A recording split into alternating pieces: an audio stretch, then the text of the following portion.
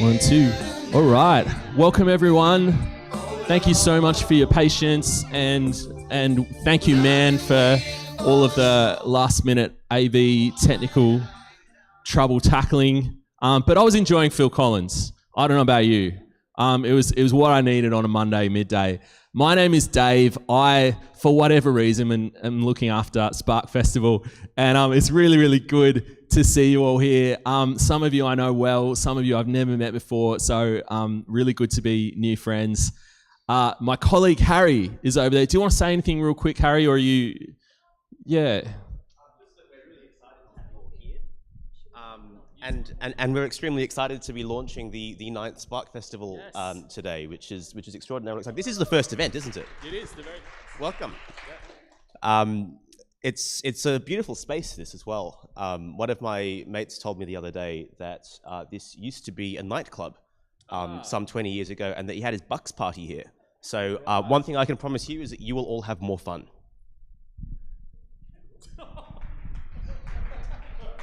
It was good. We will probably have more wholesome fun than that. Yeah. Although I was talking to Martin before, he was like, AI is coming and we're all going to die. So it could be one of those two ends of the spectrum. Hey, today is going to be an awesome conversation with some wonderful, wonderful people I'm going to introduce in a second. We are going to be talking about or glimpsing the future of Aussie AI. And so answering a few of those questions that maybe we all have around, what's coming for us? What is already here? What is my part to play in it? How can I be involved? And so just in the room right now, who is a founder of a startup? Just so we know. Okay, wow. Keep your hand up if it's an AI startup. Okay, awesome. Invest. Really good to have you all. Hey, Julie. Good to have you all here. And hopefully, if you don't know each other, meet each other. But before I introduce our panel and we get cracking, I just want to tell you we are very, very grateful to many of our partners at Spark Festival, particularly Stone and Chalk, who we absolutely love. We are in their space right now. This is like your living room, right, Alex? Yeah. Alex, why don't you stand up and say hi to everyone? That is Alex, who manages events at Stone and Chalk. Wonderful, wonderful man. And if you're lucky and you've got a bit of time at the end of this event, we're going to do a tour of Stone and Chalk. Do you want to tell us anything about that, Alex, or am I doing an okay job here? Okay, great.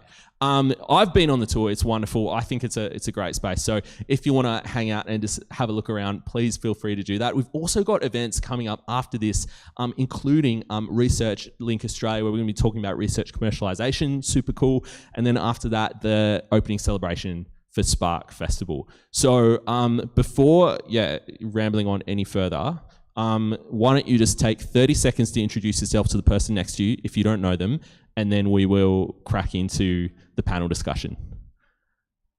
Say hello, your name, shake hands, or you can bump an elbow. Okay, yeah.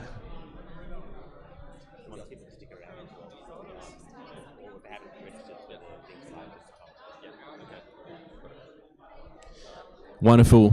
Swap, introduce yourself to the next person.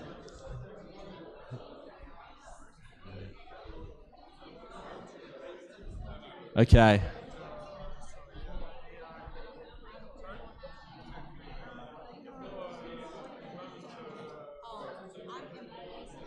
Oh, Lou Conway, I can see you on the screen. Hello. Good to see you. You can't see where I am, I don't know. Who knows? Hi, Dave. Okay, let's wrap it up. It's always very hard to stop people talking in these, isn't it? Okay. Everyone, stop misbehaving, stop talking, all of you. That's it. Man, just gonna make sure we've got the live link is happening. Everyone who is watching at home on YouTube, really good to have you here. Thanks for joining the link. I'm just trying to talk over everyone that I inadvertently started making them talk to each other. And I hope you're having a fun time at home. If you're having lunch, I hope it's lovely. Awesome. Okay, so I'm going to introduce our panelists. Thanks, guys. That was a really, really good attempt, by the way. Who made a new friend? That's beautiful. I feel warm in the heart.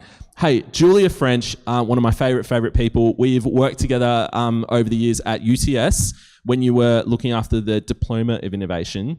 I introduced her as the department lead of innovation a few minutes ago, and I don't know what goes on in my head, but she is a wonderful, I would say like a leader in the ecosystem here in Sydney and also in California, where she spent lots and lots of time with wonderful organisations such as WhatsApp, Atlassian, Dropbox. So she has seen a lot of awesome stuff happen, and AI is making her very excited at the moment. So I couldn't think of anyone better to moderate this panel than Julia. Hey, Wayne O'Brien, who I've only just met, very, very cool startup called My Social AI, formerly at Microsoft in marketing and doing all sorts of wonderful stuff there. And at the moment, your startup, I would say, is one of the most interesting that I've seen. I'll let you pitch it, but essentially it can do all the hard work on social media for you, which I love the sound of.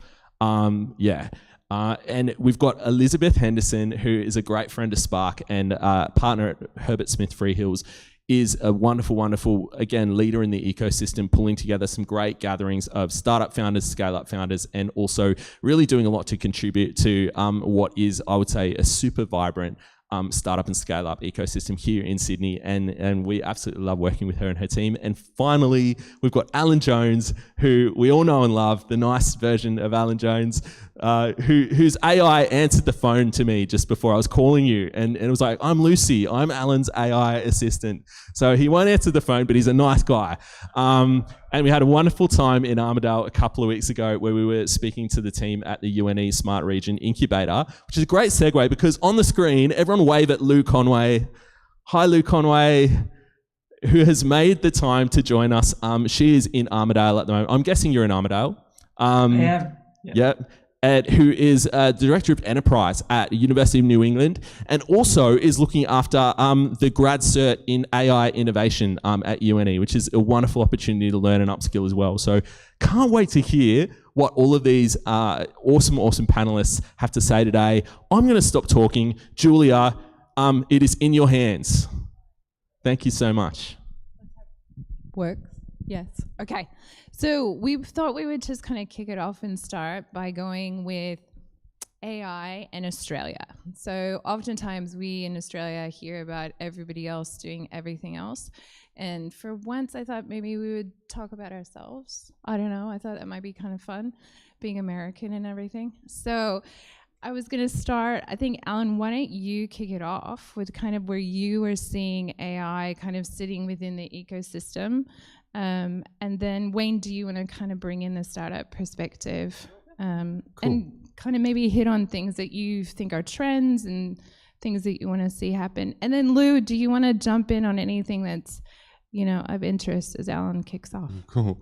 Thanks everyone for coming along, and believe me when I say this, there's nothing more intimidating than sitting in front of an audience of people who probably know more about AI than you do, and trying to predict what might happen and what it might mean to Australia. But basically, I've been angel investing since 2008 in Aussie startups, most of them software startups, and for the last couple of years, I've been starting to wonder how the advances in AI affect the future value of these companies that I've invested in.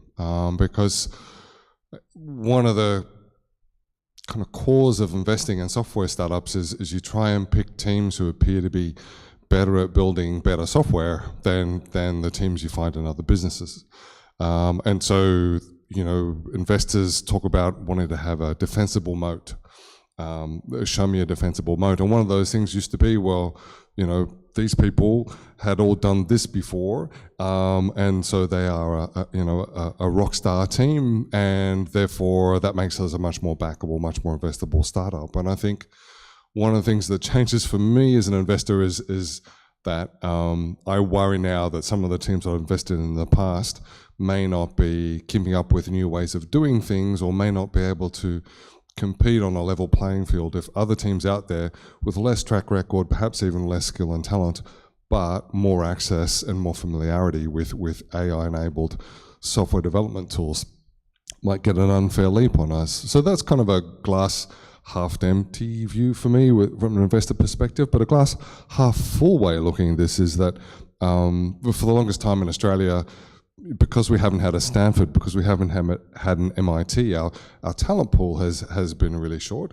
And the barriers to entry have been pretty high. If you've been, a software engineer for the last couple of years working at Westpac or Qantas or something, you are very aware of the fact that not only were you reluctant to risk your nice safe salary in your journey towards saving for a first home to go and join a startup, but also you were kind of familiar that a lot of the computer science you'd learned at school wasn't really the kind of stuff that you would need if you went into startups, and you would kind of be taking a couple of steps backwards to enter into the startup space. So I think a glass half full way of looking at this is saying, well, first of all, AI-enabled software development allows a lot more people with a lot less skill and talent at an early stage to get started and start to make a bit of progress.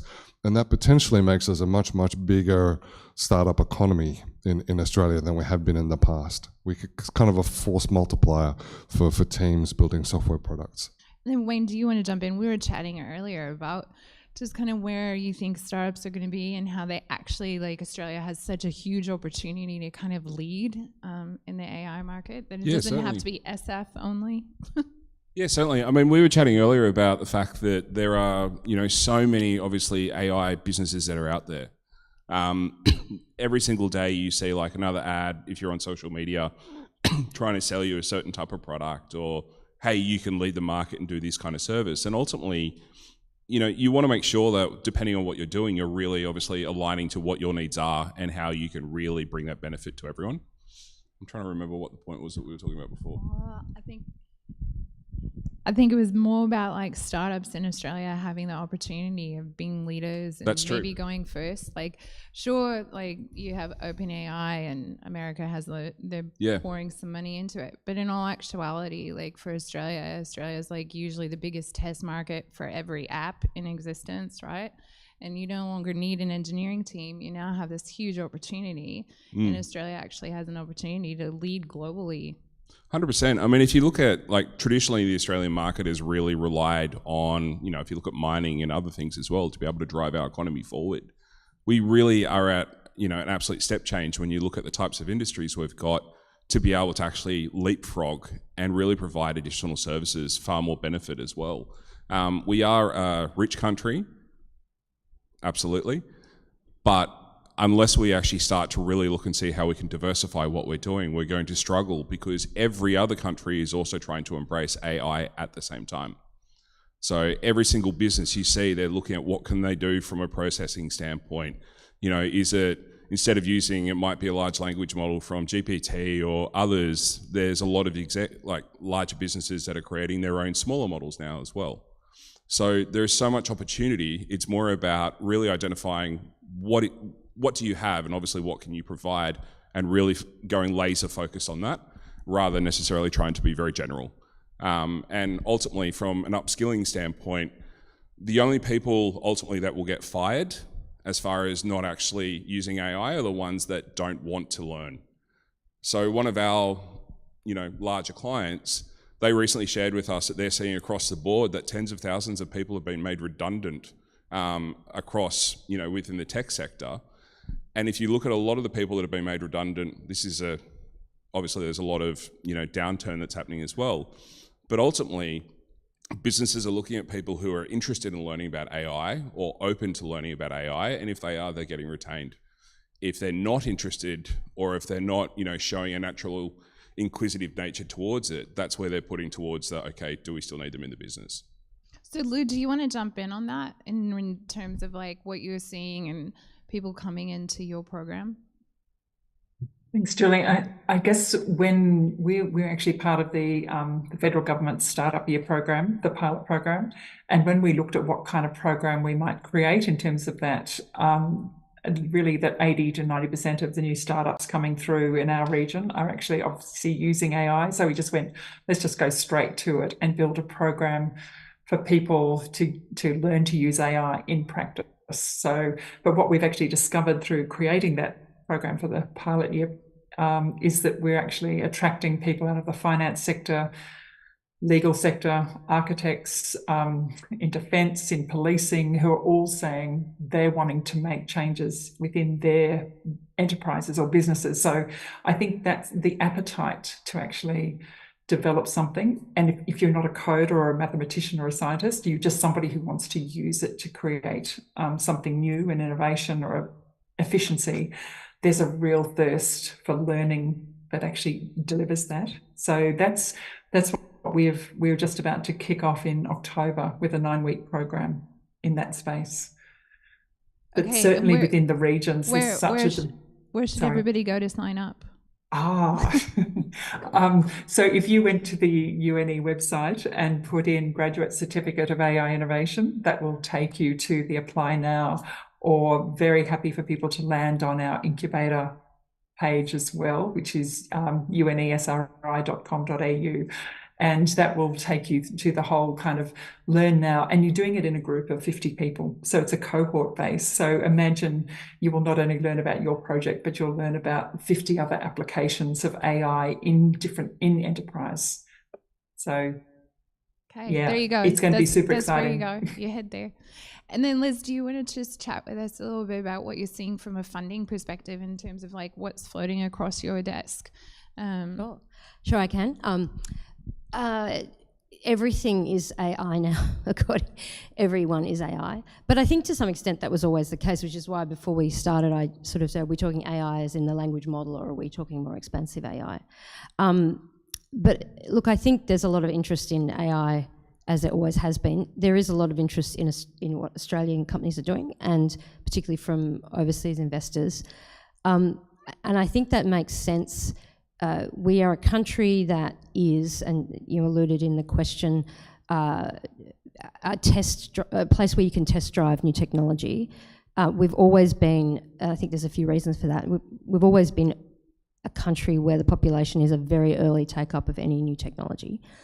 A lot of reasons for that, not least because we are an enormous country with a very small population that hugs the cities. We're one of the most sort of urban populations of any country in the world. It's hard to get people. I mean, you know, we mentioned a bit about jobs and people losing jobs, but at the moment we've had the opposite problem for a very long time in this country. It's hard to hire people. It's expensive to hire people for that reason and for other reasons. So anything that helps improve productivity that doesn't require hiring a person is going to be good here, and there's going to be a need for it here, and you can test something here and demonstrate that it works and demonstrate that it's and you'll find the problems, because most startups and most innovation comes from solving a problem for someone, and there are plenty of problems in Australia that come out of all of that are ripe for solutions. And Lou, I think, briefly mentioned the regions. That is another area where I think if you're in the regions, a lot of services, a lot of things that you can't necessarily get access to, AI provides an enormous amount of opportunity for that.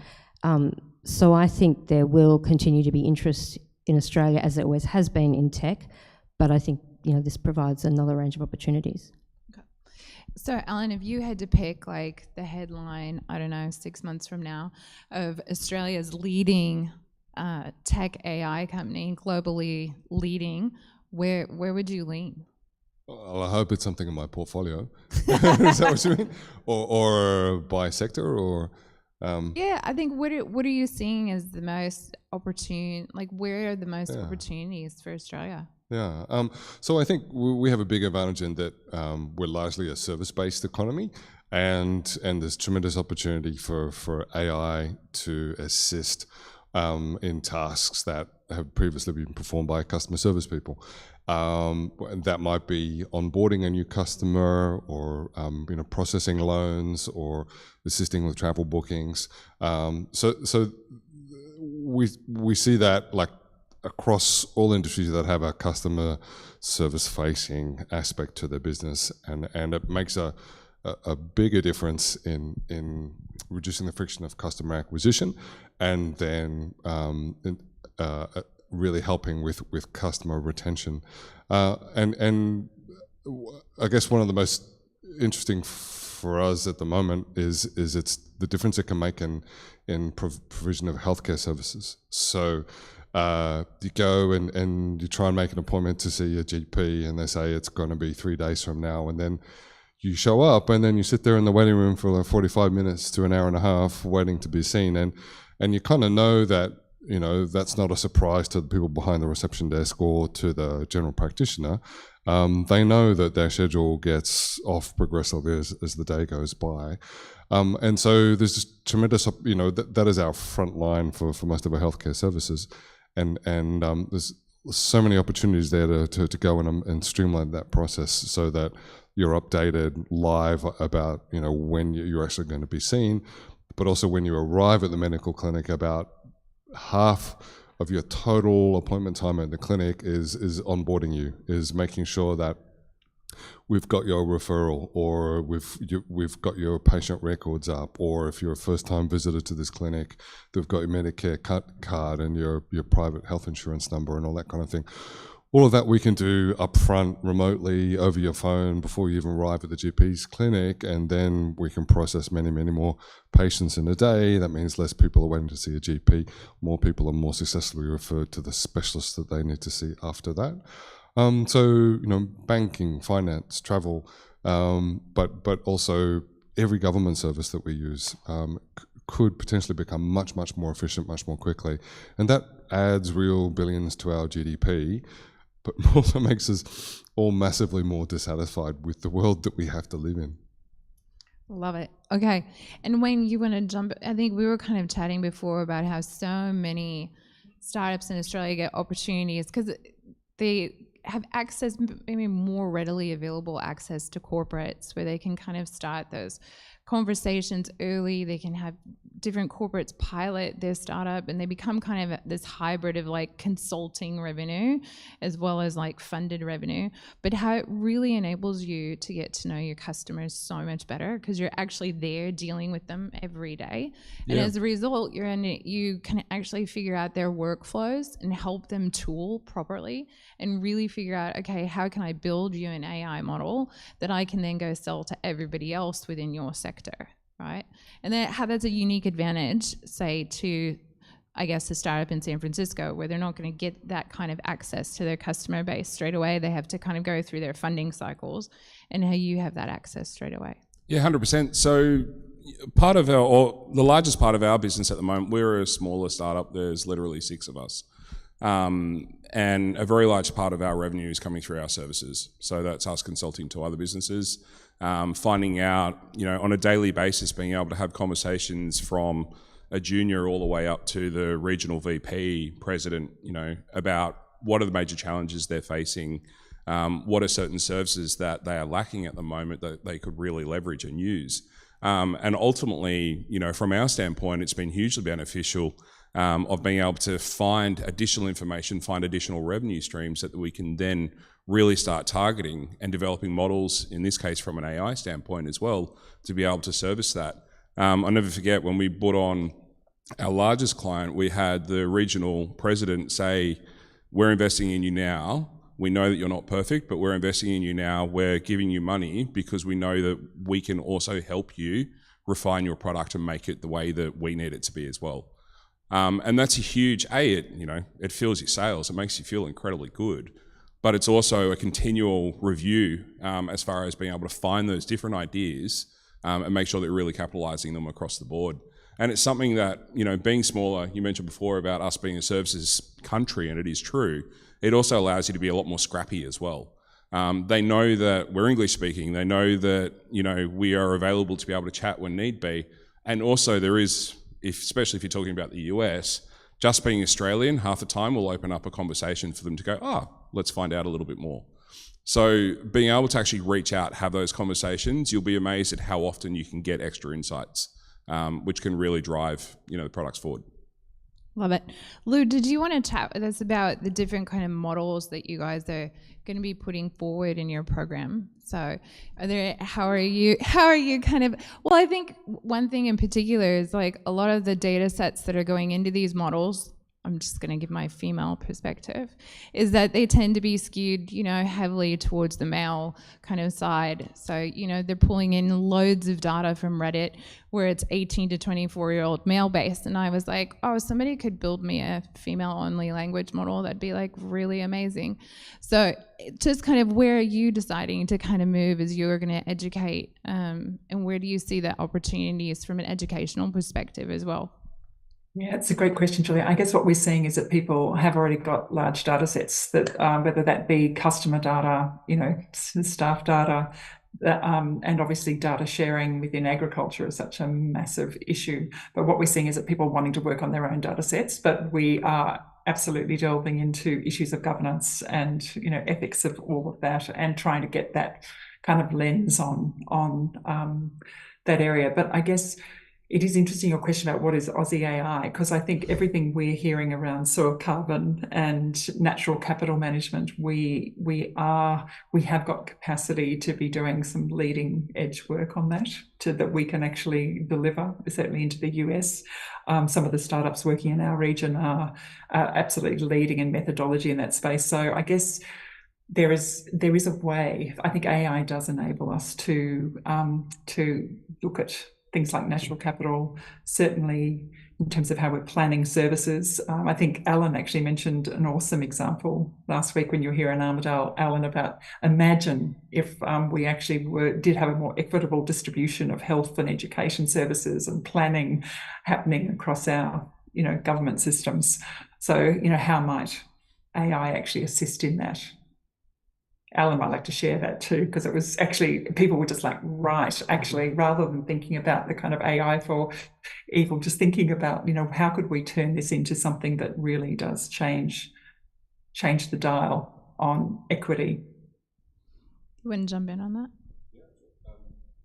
So we were talking about how AI is particularly well suited to tasks where currently humans are asked to repeat the same process repeatedly, perhaps hundreds of thousands of times a day.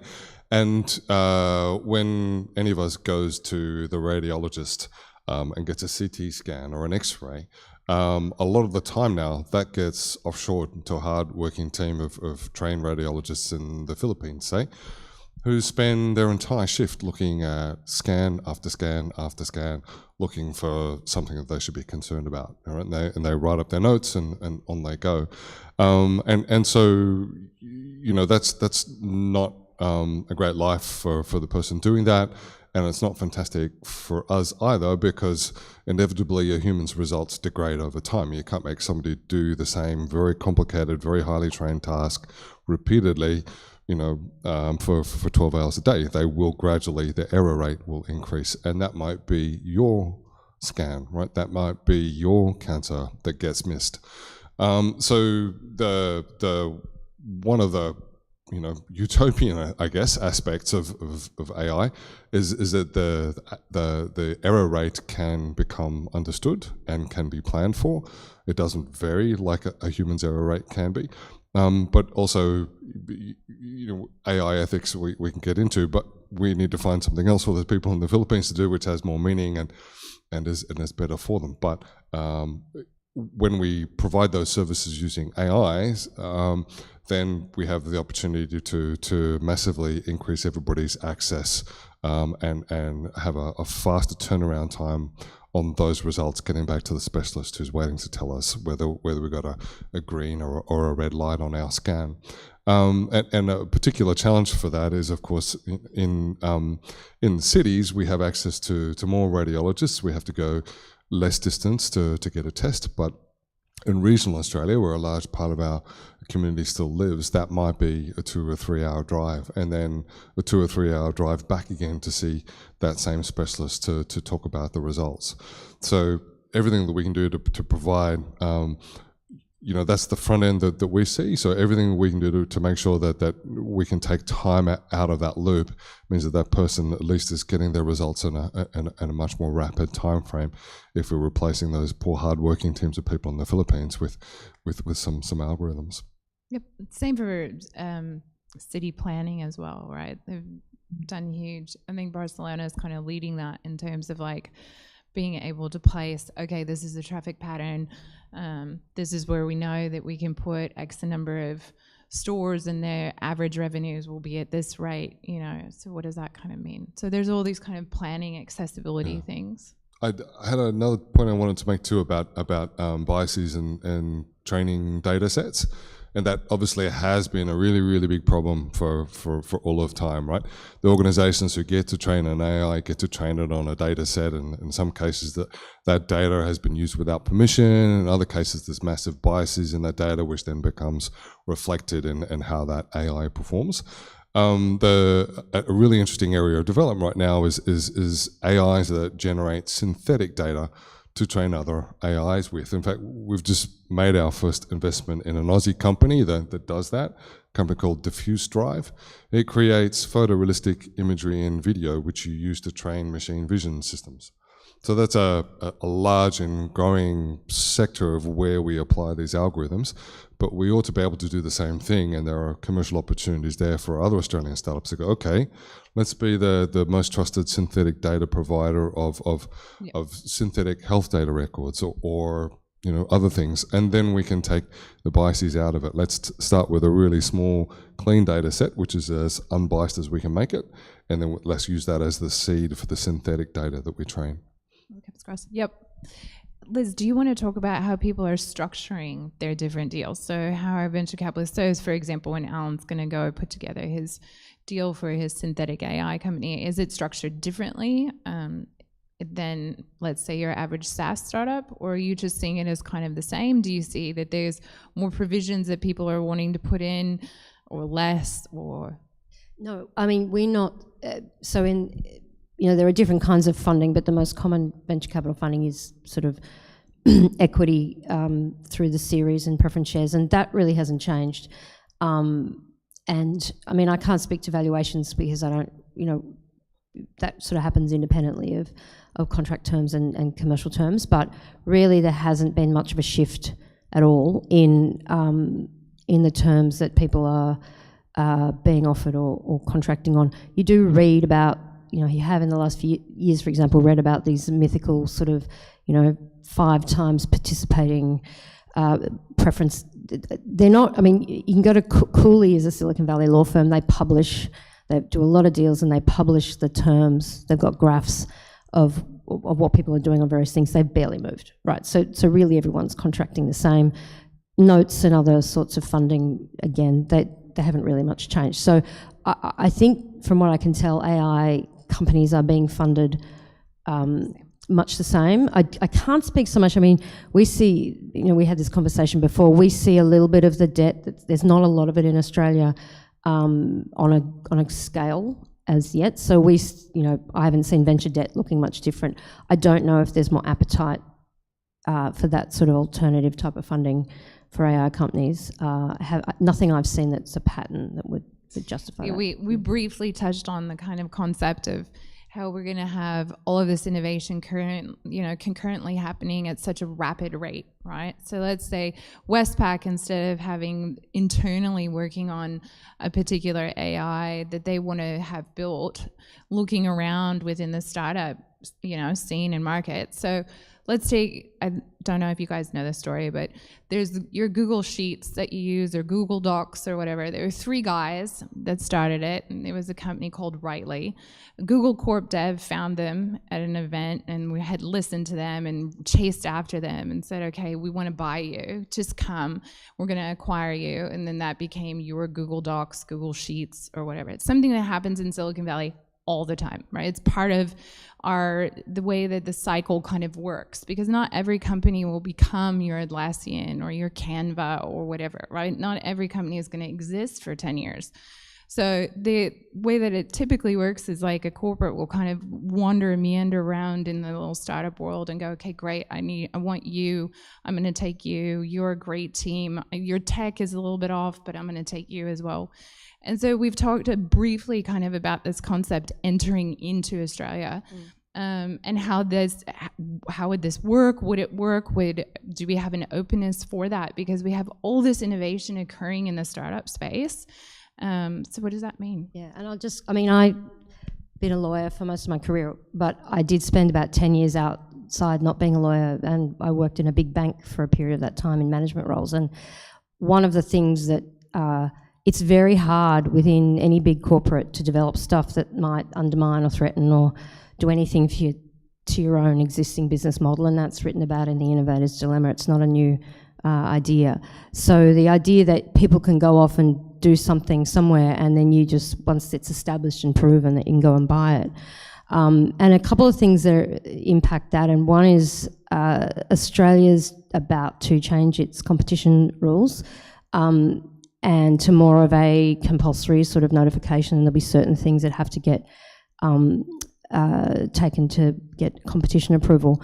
And jury's still out as to how much that will affect the startup world, because a lot of it's got to do with value, and some of those smaller type acquisitions might not cover the thresholds, but there is also a look back and a look at aggregating. And now we're changing our rules to go with that more compulsory notification checker box, which is more like they have in the US.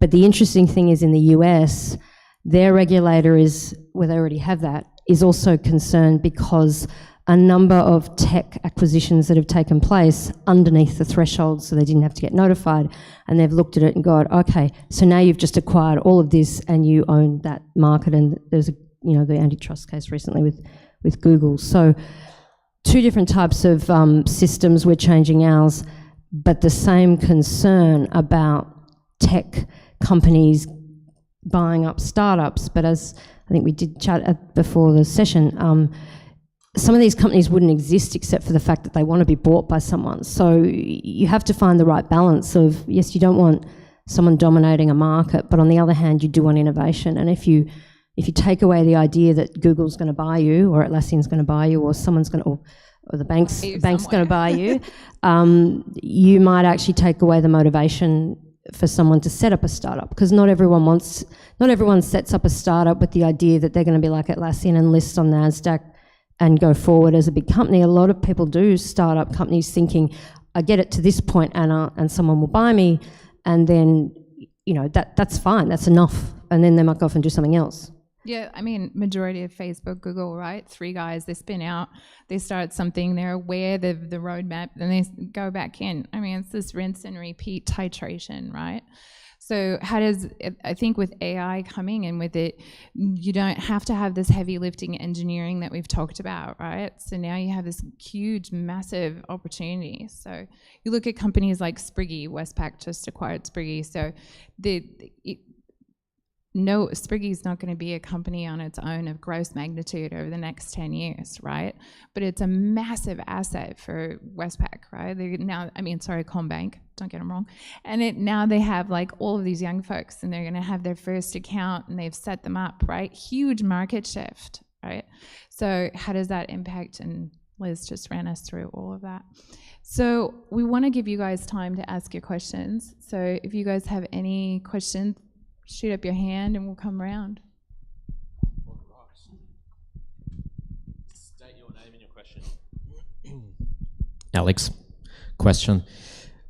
So we've been talking about the ecosystem, and a lot of the conversation was very inward focused. So what happens here, and we're a services country. I'm from Germany. I've seen India growing. I've worked 8 years for an Indian company. I spend a lot of time there. I see what founders do. What's interesting when I work with StartMate, Techstars, your bajillion syndicates that this country has, no offense, though, yeah, good, is that there's a lot of what can we do here in Australia, then we go to New Zealand, and then we immediately go to the US, and then there's the whole world around. When I talk to Indian founders, they grow within 12 months to 1 million ARR. It's very rare to see here. So with all that context question, the topic is, what is Aussie AI, and how does it impact global environment? What do we need to do in order to bring Australia on the global map of AI? Because I think then venture-backed AI actually makes sense. It doesn't make sense when you have like 35 million users on, that is Australia and that is New Zealand. So what are your thoughts from an investor perspective, from a governmental perspective? What is there to do to make this whole thing interesting? Or do I have to go back to Germany or India because there is much more happening than on this island here? Okay, panelist number 6, thank you.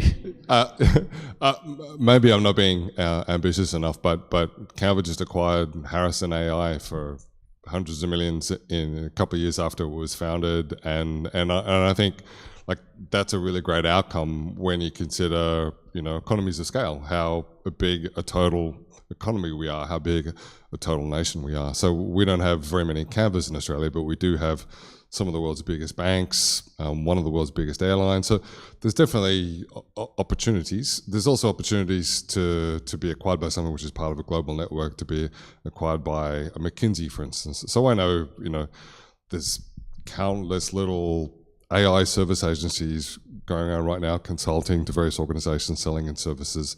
I know a few of them, and inevitably they will productize some of those offerings and try and sell it to multiple clients. And that the next stage for those organizations is to be acquired by a big consulting firm, and then BCG will take them around the world. They'll be part of the BCG mix, but you know, it's really just a question of sometimes is this do we want a yacht outcome or a super yacht outcome? You know, do we want to go all the way to IPO, or if everybody gets a yacht, are we happy? You know, and you know, maybe it's another aspect of Australian culture where most of us would be happy with a yacht. Most of us don't have to take something to orbit, you know.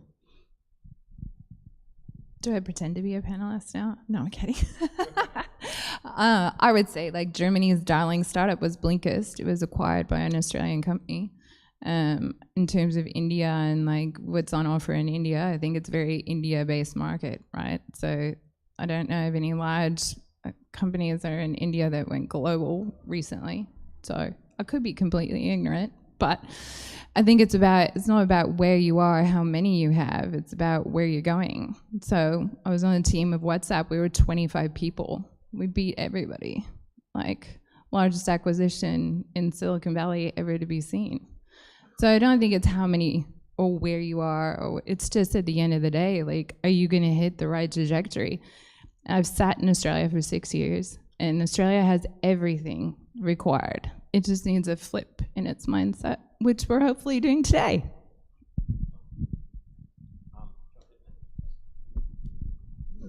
G'day, my name's Leighton.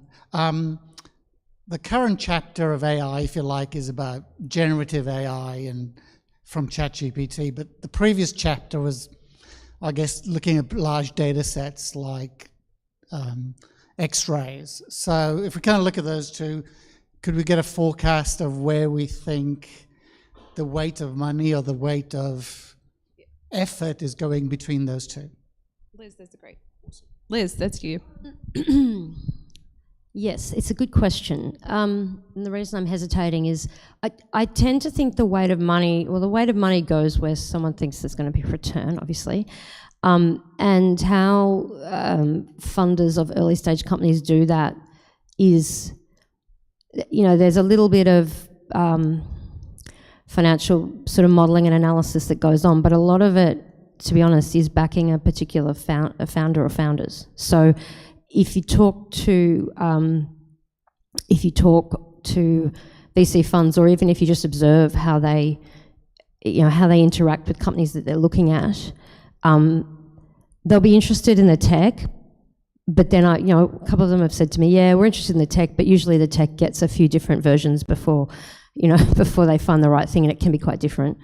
But they're really interested in the founder and or the founders. So they're looking for someone that they can back, that they think is going to have the tenacity and the right level of optimism, not to the point of being delusional. Sometimes you can't tell, and not to the point of being irresponsible, but the right level of optimism to sort of just keep going. Now, they might, so in some ways it's going to depend on who the founder is, and I think that's what I'm saying is some of the decisions on where the money goes is sort of tech independent. There might be a particular sector or a particular sort of area where particular funds focus. So I wouldn't say that I've seen a trend away from one particular, like, you know, AI as it was then, and AI in the specific sense as it has been in the last sort of 18 months or so. I haven't seen that trend. There'll be a trend that'll come. I think also at the moment the tech's quite new, and there's a little bit of forming before the norming, in a year we might have a better idea as to where the money's going. Like SaaS has become, and particularly enterprise SaaS, for example, is a very specific area where some funds say we just want to do enterprise SaaS and that's that, right? Not consumer enterprise. That might not have been a specific segment that people were looking at 15 years ago, 10 years ago. It is now. So I think as the technology starts to wash out, as things start to form, you might find that there are particular areas. But at the moment I haven't, and I made a joke before that, everything's AI now. In that sense, there is a bit of, well, it's AI, and it is, but it's not necessarily sort of the new, sort of more developed recent AI tech. But I think that'll come. I just don't think it's here yet. Any other questions? Hi. You can go first. Do you want to arm wrestle for it? Hi, I'm Kat, and I apologise in advance for the slightly buzzkill nature of this question. But what level of risk do you think is inherent on building AI on training data sets that we know still has kind of questionable provenance in terms of, where has that training data come from? How biased is it? Was there any kind of remuneration given to the creators of that data? That's more, Alan, you want to take that's more in your and Liz's wheelhouse, I think. Yeah.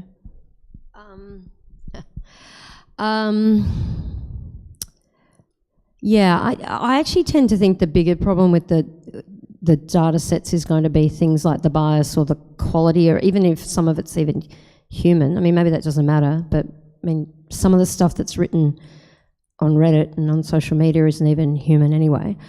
In terms of it, look, it's a real area. It's a bit of a minefield. What doesn't actually come up as people think it will come up is, it doesn't always come up as intellectual property, because there often isn't intellectual property in some of the data. I mean, there might be in the words, I suppose technically there's a copyright, but good luck trying to, I mean, it won't be breaching it. Privacy can be an issue, but then again, to the extent this doesn't identify people, it generally doesn't come up. So in fact, there's not as many legal,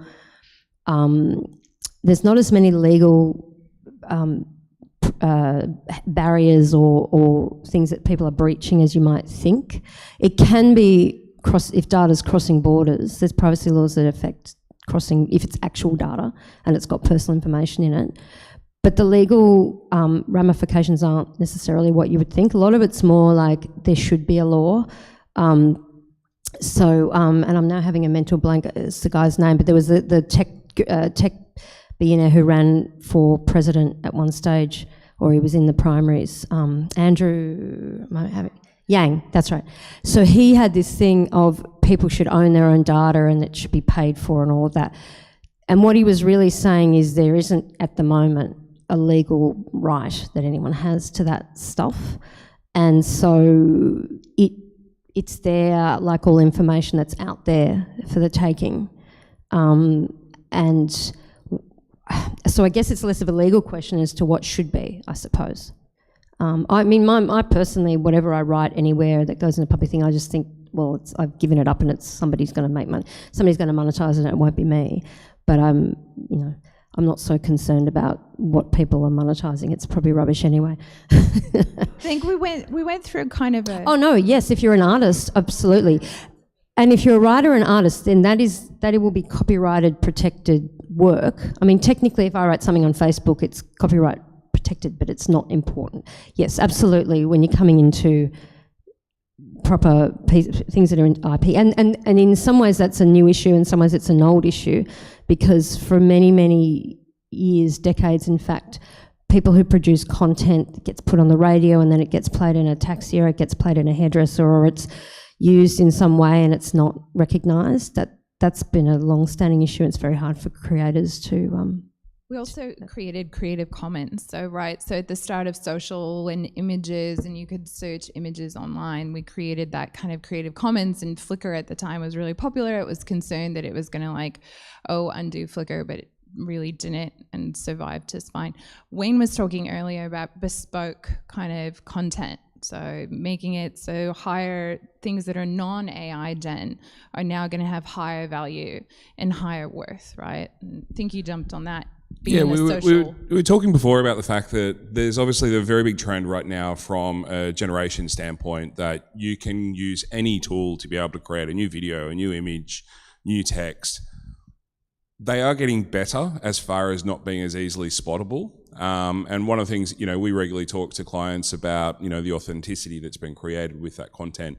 I generally find that you can spot most AI-generated content a mile away. If you're on LinkedIn, Facebook, Instagram, they pretty much always start with emoticons. Don't know if you guys have seen that. But definitely one of the things that we are seeing is that there is this almost like shift away from just automated generation of content as well, in the fact that people really do value something that's actually, had more time, more attention actually focused to it. So you were mentioning like images being designed and that kind of thing. I think it's going to be interesting to watch and see what happens as, the creator economy, how it continues to evolve with the AI that's been generated as well. So. To answer. Okay, next question. I wanted to ask, how do you validate an AI startup ID and where do you go from there? Sorry, one more time. So how do you validate an AI startup ID and where do you go from there? 2 cents on this. I would literally create a prototype, and a prototype doesn't need to be coded at all. It can literally be a piece of paper. It can be a PowerPoint, whatever you want, and take it to 20, 30, 40, 50 different people and ask them questions. See whether or not does it actually meet a need? Because if there isn't a need there for what you're creating, then there's no point in creating it. But if people do have a need for it, then that's the first step. Talk them through and ask as many questions as possible. Like the old adage, we've got one mouth and 2 ears. Use it in that focus, like ask as many questions as you can. Get people to be able to give you as much information as possible. If you've got an idea and you take it, chances are most people will be very willing to share as much information with you as possible because they just think it's something that's cool. And, there is an element of vanity in the fact that you're bouncing off them and they're going to feel good about it. So I would just go out and validate it with as many people as possible. I'd say come along to heaps of Spark Festival events because you'll meet a lot of people with a little bit of experience and a little bit of skill in these areas, so that can be helpful. And I would say also when you're doing these like early customer experiments and customer research on lay people, don't include the term AI because it's very polarizing. It has a very strong influence on people's opinions and behaviors. Some people may not even want to tell you what they think. So just describe it as an app would be a great way to go. Just keep the whole topic of AI out of it. The guy sitting right in front of you, Marty and I, we were together in the very early days of online stuff in Australia, and there was a time there where everybody would completely lose their shit if you suggested that they might use their credit card to buy an air ticket or, pay for some food to get delivered or something. That was really, really scary back then. And AI is really, really scary right now. And I think just because nobody really feels like they understand it, which is fair, none of us do yet, but also they worry about the downside risk much, much more than the potential upside. So maybe just leave the whole AI part right out and just describe how the software might work for them. All right, that's all we have time for. Thank you guys for coming. Really appreciate it. Hope you enjoyed it. Thank you, team. Just before we release the panel, I should say, maybe just like a couple of things from each of you around what could this audience do for you. So a whole part of Spark Festival, and for everyone watching at home, is connecting founders and connecting supporters and investors and mentors with each other. And this audience of people can possibly help in some way for whatever you're up to. So maybe we'll start with you, Lou. How can people get in touch with you or what you're doing at Smart Regional Incubator, and what do you need from them? Hey, this is a great question, Dave. I mean, I just love somebody to jump onto LinkedIn and share the course that we're promoting with somebody they think could actually get some value out of it and triple the value. That'd be awesome. Thanks, Dave. Cool. Alan? Every day I have to say no to early stage startup founders who are seeking investment, not because I don't think they have a great idea, or that I don't think they're great, or that their team is great, or that they have a great, viable, addressable market, but just because we don't have enough capital. And the reason why we don't have enough capital is we're a syndicate. There aren't enough members of our syndicate. So we're called the M8 Ventures Syndicate. You can find us on the Aussie Angels platform. If you want to take a look at that, decide for yourself whether or not you'd like to join our syndicate. That just means more capital to back better companies. Awesome. Elizabeth. I originally took it to mean, what can they develop for me to make my life easier? Either or. No, that's okay. Look, we have an expression at my law firm. We do a lot of work with founders and companies, which makes us a little bit different from many of the law firms that work in this space that have really got more of an investor history. And we love meeting founders and talking to people, and we have a sort of a saying, everyone gets a coffee. So I like to meet founders and know what they're doing, and chat to them. So feel free to reach out for that coffee. Awesome. For us, it's pretty simple. If you're a business, we'd love to be, helping you and servicing for you. If you're an investor, let's talk, because we're also raising. Great. Julia. Oh, mine. I would probably say go out and try and build something that's amazing, and try and think of being Australia first instead of posting a Silicon Valley blog article.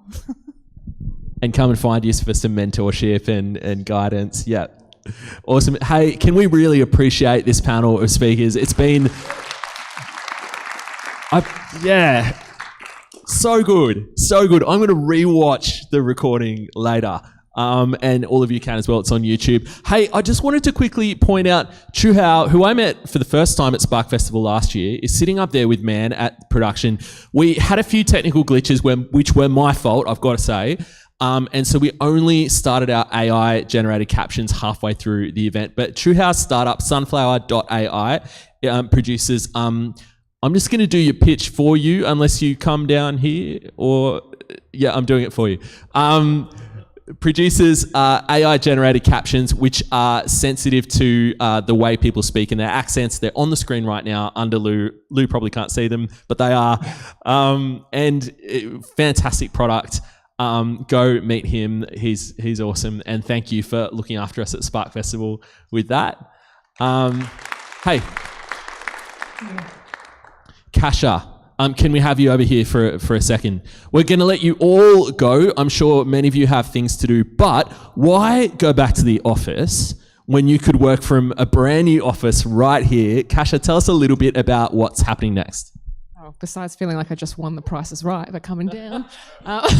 So welcome to our, obviously we're a portion of this fantastic building and we're part of this amazing precinct called Tech Central. So we are Stone and Chalk and we are built for purpose to support emerging tech companies.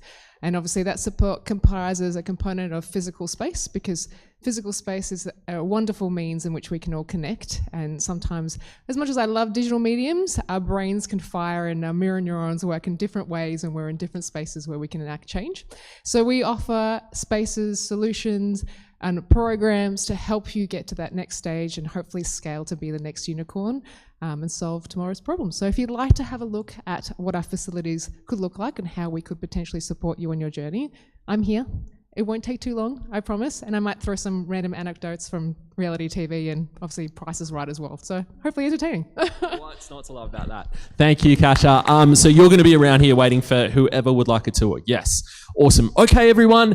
Coming up next, we have Research Link Australia, Australian Research Data Commons, producing an awesome panel session around research commercialization. You should stay for that, let me tell you. We're also going to be putting on some food after that, so double reason to stay. I know I could do with some. And then tonight, Harry, what's happening tonight? So from 5 o'clock, we have the grand opening celebration of Spark Festival 2024. We'll have an incredible panel. We'll have the Minister from the New South Wales Government with responsibility for innovation, industry, trade, and a large number of other portfolios. Who we'll have for a fireside chat. We'll have some interesting creative surprises, which you'll have to be here to see. And we'll have food and drinks, and it'll be an incredible night. So please come back if you're leaving and going back to the office at 4 or 5 o'clock start. And if you're sticking around, enjoy. Awesome. Farewell.